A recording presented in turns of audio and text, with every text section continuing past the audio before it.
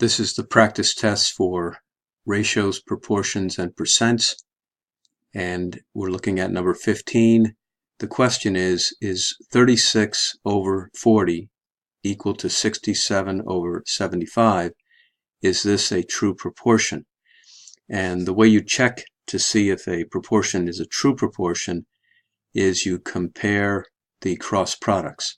And if they are equal to one another, then it's a true proportion. If they're not equal to one another, it's not a true proportion.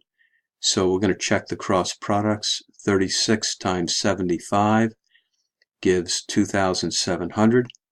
And then we want to check that with the other cross product, 40 times 67, and that gives us 2680. And these are not equal to one another. The cross products are not equal.